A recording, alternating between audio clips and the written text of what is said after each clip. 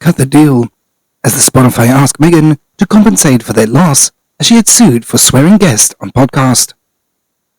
The Duchess of Sussex latest Archetypes Spotify podcast is called The Be or Not to Be, and deals with what Meghan had described as the B word. And the choice of title will likely have raised eyebrows in the British media, which has for years been debating allegations that Meghan bullied her staff at Kensington Palace while she was a working royal.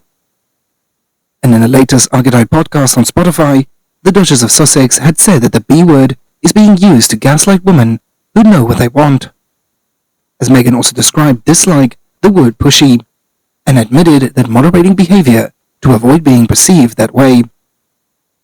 Describe what people mean when they say bitch, Meghan says, and what these people are implying that they use is a very charged word. It is that woman, she is difficult, which is really just a euphemism, or is probably not even a euphemism. It is really a code word for the B word.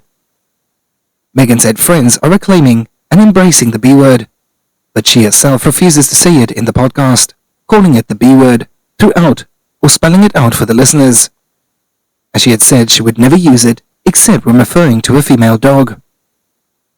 However, recently, an unnamed source had revealed that Meghan Markle is currently facing the risk of having her contract terminated, as the source had said that she sweared at a guest that she has accidentally poured water on Meghan, as it is funny how someone just declared never to say the B word on a podcast, but then immediately had cursed someone else.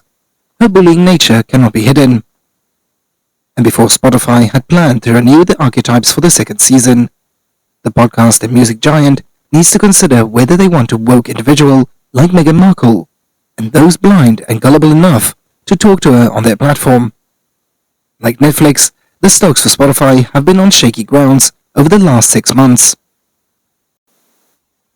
as many people also boycott Meghan's podcast, as they say that the podcasts truly are uninteresting, and she could have had almost anyone on as a guest and discussed any number of topics. She uses it as a pulpit to right personal image wrongs. When she tries to talk about her level of knowledge, which is slim to none, it exposes her for what she really is, a fraud and a phony. One who has been dressed up like a show pony. And she and her handlers forgot one thing. You can present anyone as intelligent and as bright, but the audience will see right through it, as people will ultimately see the true of her. And according to Ross Sheldon, managing partner of your reputation management, Ignite, despite the Archetypes podcast having the best intention, it is backed by Meghan's Archwell charity, and to help women in need who have inspired or had helped others in the US, as the episode and topics seem to be playing into the drama that faces Meghan. On the podcast, what has a huge platform was with the vast audience that it feels that as though she is pushing her own agenda, rather than having a conversation that might balance the narrative, something that she needs to do to redress her reputation. In addition, Meghan Markle's podcast Archetypes has come under fire for what one expert has described as headline bait, a move it made at the delivery on their Spotify deal.